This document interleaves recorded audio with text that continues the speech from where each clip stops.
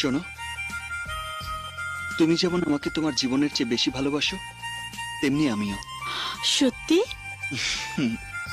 আমার হৃদয়ের পুরোটা জুড়েই তোমার অবস্থান। তোমার ইচ্ছায় আমি বাঁচবো এবং মরবো।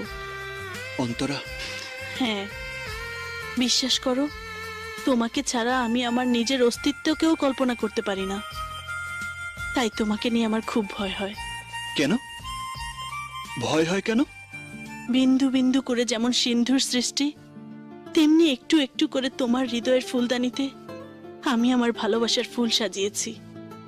কোনো কারণে সেই ফুলদানির ফুল যদি কেউ ছুঁড়ে ফেলে দিতে চায়? কে ফেলে দেবে? কার এত বড় সাহস? তোমার। আমার?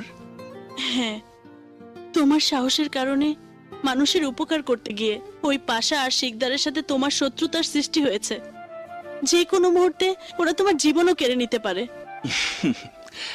একমাত্র আল্লাহ ছাড়া এই মুন্নার জীবন কেউ কেড়ে নিতে পারবে না।